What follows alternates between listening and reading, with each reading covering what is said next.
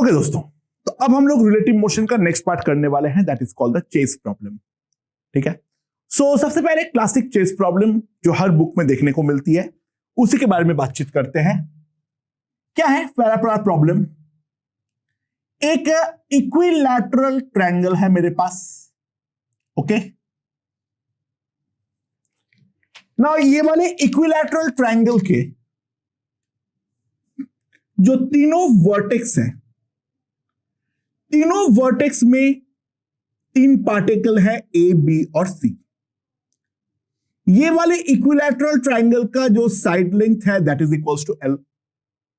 ठीक है, अच्छा, नाउ ए बी सी इन तीनों का जो स्पीड है वो स्पीड कांस्टेंट है v पर। अच्छा, ये तीनों चल कैसे रहा है? ये तीनों चल कैसे रहा है? A always follow B. A always follow B. B always follow C. And C always follow A. ठीक है, तो सवाल ये पूछा गया है जो when and where they meet, कब और कहां ये तीनों पार्टिकल जो है वो आपस में मिट करेगा। राइट, तो इन तीनों का मोशन को सबसे पहले एनालाइज करने का ट्राई करते हैं। लेट्स सी क्या बोला गया है। जो इनिशियली मान लो t इक्वल्स टू 0 पर ये हमारा ट्रायंगल था। राइट, ओके, तो अगले इंस्टेंट पे ए बी को फॉलो करते हुए यहां पर आ जाएगा, बी सी को फॉलो करते हुए यहां पर आ जाएगा और सी ए को फॉलो करते हुए यहां पर आ जाएगा। राइट, सो जो नया ट्रायंगल बनेगा वो कुछ इस प्रकार का बनेगा।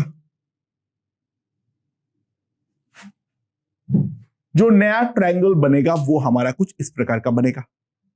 राइट, आई होप ये समझ में आया होगा। नाउ इसके अगले इंस्टेंट के बारे में अगर हम बात करें तो ए कहीं यहां पर आ जाएगा, बी कहीं यहां पर, सी कहीं यहां पर। ऑब्वियस सी बात है बाय सिमेट्री ये ट्रायंगल हमेशा ही इक्विलैटरल तो रहेगा। ट्रायंगल का साइड जो है वो हमारे छोटे होते रहेंगे और ट्रायंगल का बेस जो है वो हमारे रोटेट करते रहेंगे। तो मैं अलग अलग इंस्टेंट्स पे ड्रॉ कर रहा हूं और वापस अगले इंस्टेंट के बारे में अगर ड्रॉ करें सो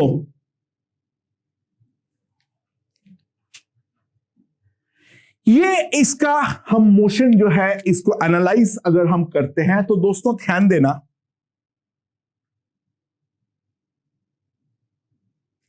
ये वाला पार्टिकल फाइनली ऐसे घूमते हुए कुछ इस प्रकार से आएगा, ये वाला पार्टिकल कुछ ऐसे घूमते हुए यहां पर आएगा और ये वाला पार्टिकल कुछ ऐसा घूमते हुए यहां पर आएगा और फाइनली हमारे ट्रायंगल जो है वो छोटे होते होते होते होते होते यहां पर आके फाइनली पार्टिकल जो है वो हमारे मिट कर जाएंगे।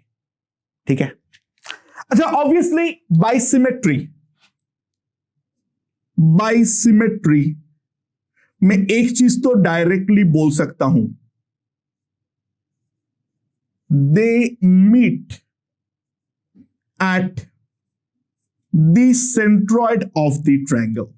ऑब्वियस सी बात है हमारा तीनों के तीनों पोजीशन के रेस्पेक्ट में वो इक्विडिस्टेंट होना चाहिए और इक्विलैटरल ट्रायंगल के लिए सारे के सारे जो हमारा सरकम सेंटर हो या फिर सेंट्रॉइड हो या ऑर्थो सेंटर हो ये सारे के सारे हमारा ओवरलैप करता है। तो by symmetry they must meet at the centroid of the triangle right. तो ये बात तो निश्चित है, जो कहां पर मीट करेगा वो चारों के चारों पोजीशन के रेस्पेक्ट में कंप्लीटली सिमेट्रिक होना चाहिए। इक्वल डिस्टेंस ट्रैवल करेगा तो इक्वी डिस्टेंट होना चाहिए, और इक्वी डिस्टेंट डेफिनेटली जो पॉइंट है वो यहां पर कौन है, हमारा सेंट्रॉइड। अब सवाल आता है जो ये कितने टाइम में जाके मीट करने वाला है, at what time they will meet. ठीक है, अच्छा ऑब्वियस सी बात है, ये सब पूरा एनालाइज करने की जरूरत नहीं है। अगर ए बी सी मीट कर रहा है तो डेफिनेटली बी और सी भी मीट करेगा, ये बात तो निश्चित है। ओके, नाउ ध्यान दो, अगर मैं बी और सी के बारे में सोचूं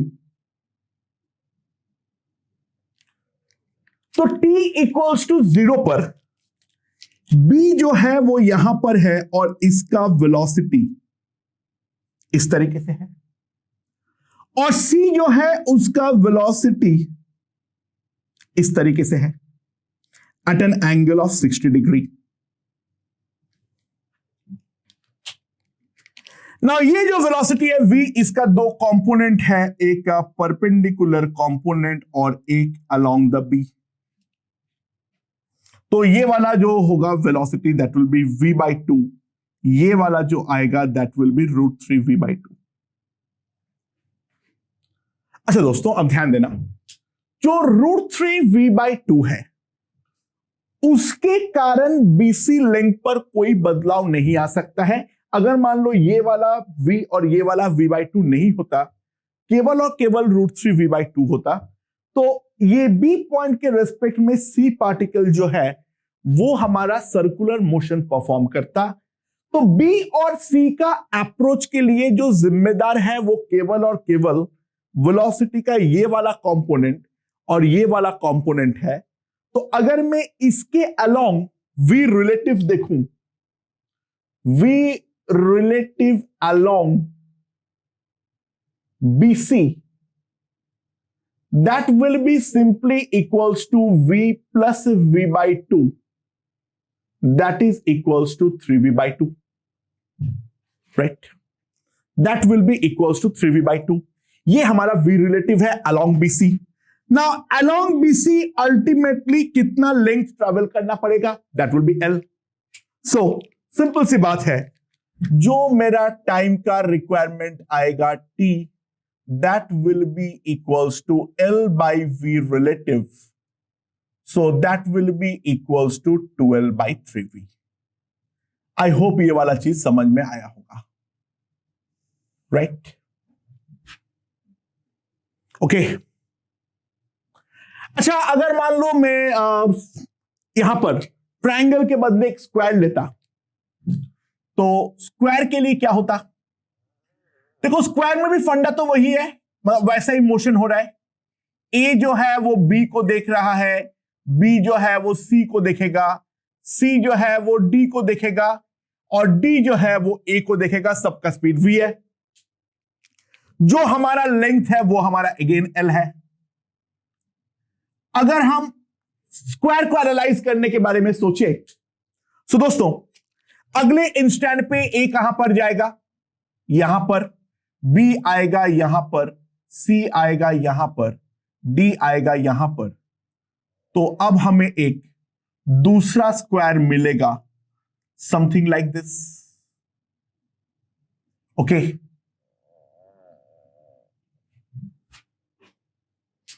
एंड फिर सिमिलरली अगले इंस्टेंट पे यहां पर, यहां पर, यहां पर, यहां पर।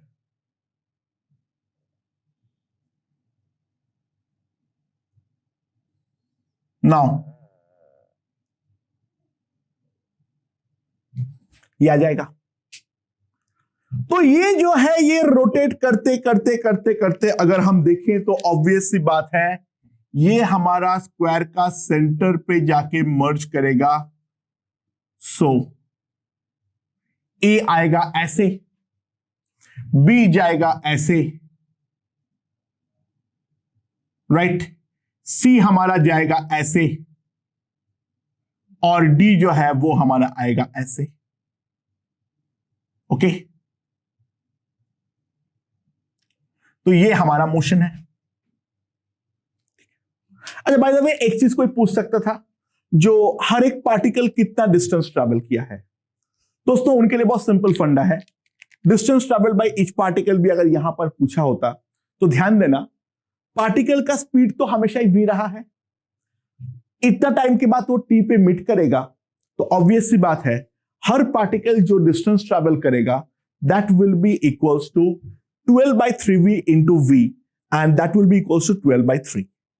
और डिस्प्लेसमेंट में अगर पूछेगा तो वो सिंपल है, वो तो हमारा इससे सेंट्रॉइड का डिस्टेंस आएगा, वो हाइट का 2/3 होने वाला है एंड हाइट होता है √3a/2, तो उसका 2/3 यानी दैट विल बी a/√3।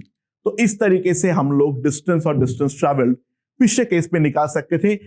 यहां पर अगर हम ध्यान दें तो they will meet at the centre of the square. अब इसके बाद कितने टाइम के बाद मीट करेगा, तो बी और सी के बारे में अगर हम सोचे उस इंस्टेंट पे, बी का वेलोसिटी है इस तरफ, सी का वेलोसिटी है इस तरफ, ये डिस्टेंस है L, राइट। सो ऑब्वियसली बात है ये परपेंडिकुलर है, तो इसके कारण तो मोशन में कोई इफेक्ट ही नहीं पड़ेगा, जो भी इफेक्ट पड़ेगा वो केवल और केवल v के कारण ही पड़ने वाला है। So v relative along BC कितना आ जाएगा मेरे पास v, तो टाइम t जो लगेगा that will be simply L/v। ठीक है, और यहां पर कोई पूछे distance travelled by each particle, तो यहां पर distance travelled by each particle will be equals to distance travelled by each particle कितना आ जाएगा मेरे पास L/v into v that is equals to L। तो अब मैं स्क्वायर और ट्रायंगल कराने के बाद फाइनली इस चीज को जनरलाइज करना चाहता हूं। तो लास्ट वाले जनरलाइज केस में consider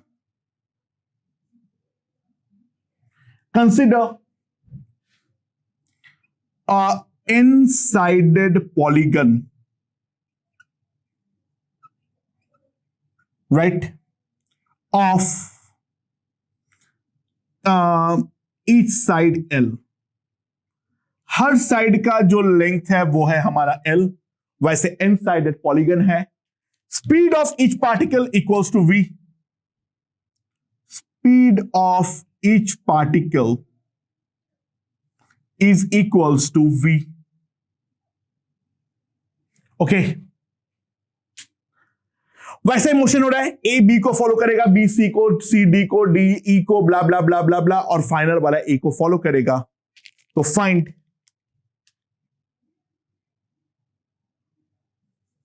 T when they meet, जब ये मीट करेगा उस टाइम पे टी का वैल्यू क्या होगा वो चीज हमें निकालनी है। ओके दोस्तों, नाउ लेट्स सी क्या बोला, क्या करना है हमें यहां पर। तो जो हमारा इनसाइडेड पॉलीगन है, जो भी मान लो हमारा इनसाइडेड पॉलीगन है, फॉर सेक ऑफ सिंप्लिसिटी मान लो मैं एक पेंटागन दिखा रहा हूं, ठीक है।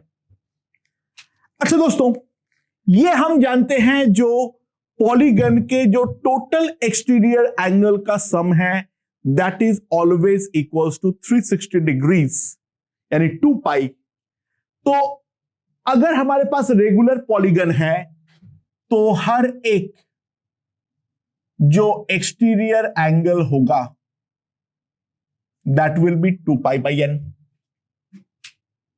तो जो हर एक इंटीरियर एंगल बनने वाला है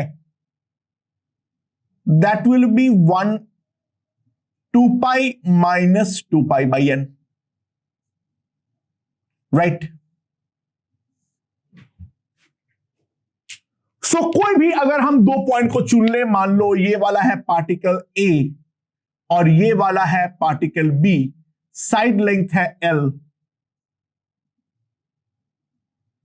तो ए से बी के बारे में अगर हम बातचीत करें, ये हमारा है एल,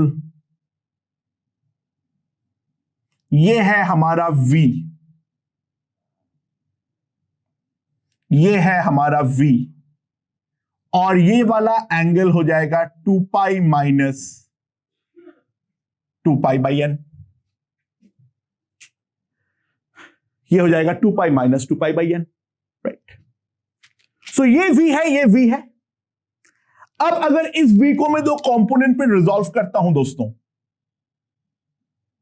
एक ऐसा है और ये वाला एंगल है 2 pi by N.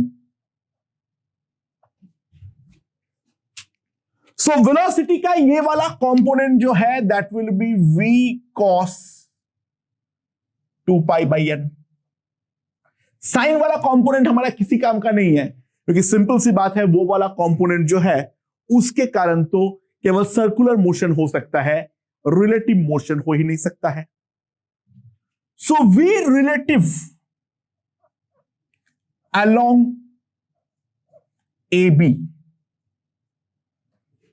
v relative along AB that is equals to, क्या लिखूंगा मैं, v minus v cos 2 pi by n, that is v minus cos 2 pi by n। अच्छा, 1 माइनस कॉस 2 थीटा को मैं हमेशा लिख सकता हूं 2 sine square theta by 2। 1 minus cos 2 theta को लिख सकता हूं 2 साइन स्क्वायर थीटा बाई 2। तो मेरे पास क्या आ जाएगा, that is equals to 2v sine square pi by N, right.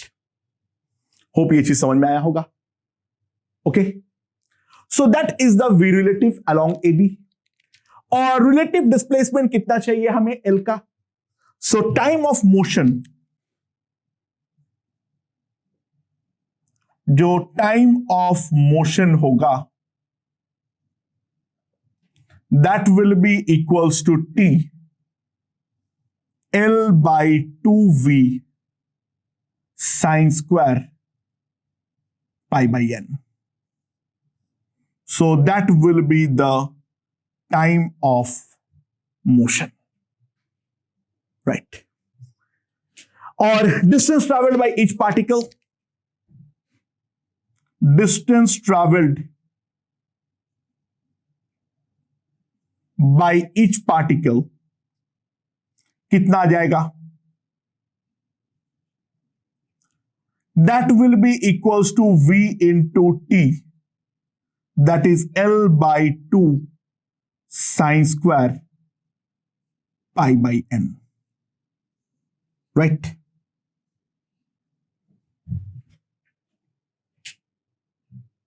Okay, so this is the most basic case of chase जो हमें हर बुक में देखने को मिलेगी। तो हमने उसको in general n sided polygon के लिए कर लिए हैं। बुक में आपको नॉर्मली ट्रायंगल वाला क्वेश्चन मिलेगा, ठीक है। तो इसमें जो कॉन्सेप्ट है वो हमें समझ में आया होगा। नाउ ऐसे क्वेश्चन में कॉम्प्लिकेशन क्या आती है, ध्यान देना। कल मैंने पोलर सिस्टम पढ़ाया था, उस प्रोफाइल के कुछ क्वेश्चंस यहां पर भी आते हैं। लेट्स सी क्या है यहां पर। In the case of triangle, in the case of triangle, calculate by how much angle the base has rotated, the base has rotated, base हम बीसी को बोल रहे हैं, बीसी कितना एंगल से रोटेट कर चुका है। ऑब्वियसली बात है, अगर हम कोई और इंस्टेंट पे देखें, ऑब्वियसली जो ये ग्रीन वाला ट्रायंगल है और साथ में अगर ब्लैक वाला ट्रायंगल देखेंगे तो ऑब्वियसली बात है ब्लू वाला ट्रायंगल, ग्रीन वाला ट्रायंगल और ब्लैक वाला ट्रायंगल सेम ओरिएंटेशन का तो नहीं है। हमारा ट्रायंगल जो है वो इस तरीके से रोटेट कर रहा है। केवल बेस नहीं, हर साइड सेम एंगल से हमारा रोटेट तो डेफिनेटली कर रहा है। So by the time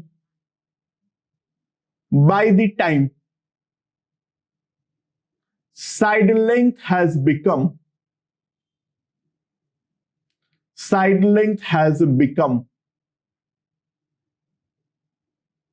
L by 2। Side length L से घट के जब तक L by 2 बन चुका है, उस टाइम तक मेरा जो ट्रायंगल का बेस है वो कितना एंगल से रोटेट किया है, हमें वो चीज निकालनी है, राइट। सो कैसे निकालेंगे? तो कोई भी अगर हम जनरल इंस्टेंट के बारे में बात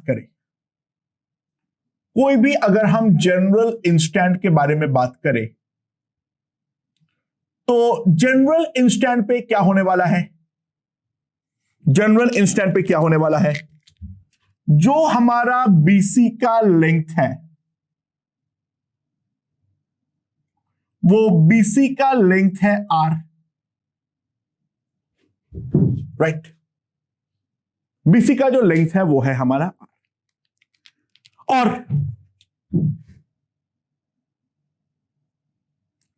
ये है हमारा V, और उस इंस्टेंट पे ये वाला है V। This angle is equals to 60 degree. ये कोई भी जनरल इंस्टेंट का सिनेरियो है, और मान लो तब तक जो है base has rotated by an angle of theta. Base has rotated by an angle that is equals to theta. Okay. तो ये जो C का वेलोसिटी है, इस वेलोसिटी को अगर मैं दो कंपोनेंट पे रिजॉल्व करूं, तो ये हो जाएगा मेरे पास V/2, और ये हो जाएगा मेरे पास √3 V/2। तो दोस्तों dr/dt मैं डायरेक्टली लिख सकता हूं -3V/2। अच्छा, बाय द वे, कोई भी जनरल टाइम में अगर ट्रायंगल का साइड लेंथ पूछे, that will be nothing but L minus 3V/2 into T, right? क्योंकि जो रिलेटिवली पास आ रहा है वो तो हर इंस्टेंट पे 3V/2 जितना ही वेलोसिटी के साथ पास आ रहा है, तो T टाइम पे जितना लेंथ में कॉन्ट्रैक्शन होगा that will be by an amount of 3V/2 into T। तो इनिशियल लेंथ अगर L है, तो T टाइम पे जो लेंथ होने वाला है that will be L minus 3V/2 into T। तो ये आ जाएगा मेरे पास dr/dt, और जो हमारा √3V/2 है वो हमारा सर्कुलर मोशन करवाने का ट्राई कर रहा है। सो ऑब्वियस सी बात है, जो मेरा ओमेगा है, that omega will be equals to, मैं लिख सकता हूं √3V/2R, and that will B dθ/dt।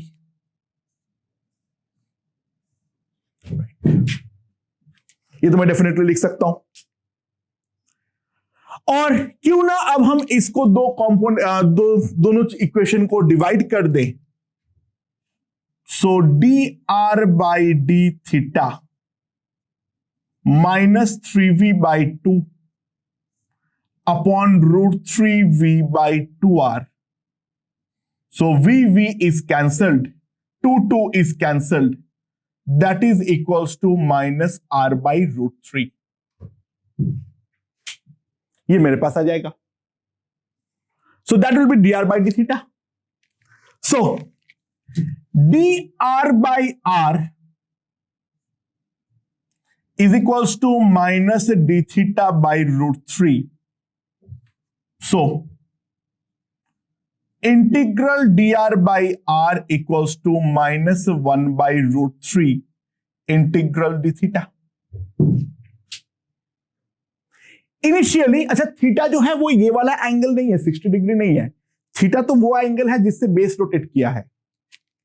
तो इनिशियली जब मेरा आर था वो एल था, तब मैंने बेस का रेफरेंस को 0 ले लिया, यानी वहां पर मैं 0 रोटेशन मान लिया। ठीक है, कुछ भी मान सकते हो, डजंट मैटर। एंड जब हमारा थीटा थीटा नॉट हो जाएगा, तब यहां पर कितना आ जाएगा? मैं यहां पे छोटी सी गलती किया हूं, सॉरी। यहां पे r/√3 नहीं है, √3r है, सॉरी। हाँ, calculation mistake. So it will be √3r। ठीक है,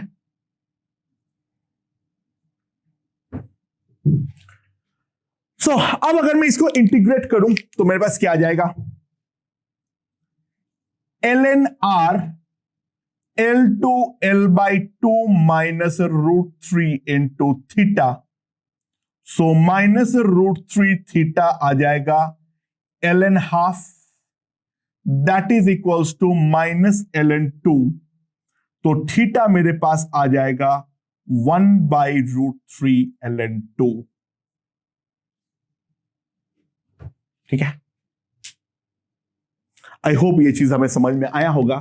अरे पार्टिकल का अगर हमें इक्वेशन निकालने का बोलता तो मैं जनरल आर और थीटा के टर्म्स में भी आंसर निकाल सकता था। आर और थीटा में पोलर कोऑर्डिनेट के सिस्टम पे हम कोई भी पार्टिकल का जो मोशन है, इक्वेशन है, वो हम लिख सकते हैं। कार्टेशियन में कन्वर्ट करना पड़े तो बी वाले पॉइंट को ओरिजिन ले लो 0,0 पे। आर जो है वो बेसिकली तो हमारा क्या है, जो रिलेटिव डिस्टेंस है वही है। ठीक है, इन सब तरीके से भी हम निकाल सकते हैं, बट खैर उसको कार्टेशियन पे ले जाने का कोई पॉइंट नहीं है। बाकी इन जनरल जो भी एंगल से वो रोटेट करेगा वो हम निकाल सकते हैं। और इसमें हमें पोलर कोऑर्डिनेट के अलावा और जो भी तरीके से क्वेश्चन को सॉल्व करने जाएंगे, it will be very very tedious, या सॉल्व प्रैक्टिकली नहीं हो पाएगा। ओके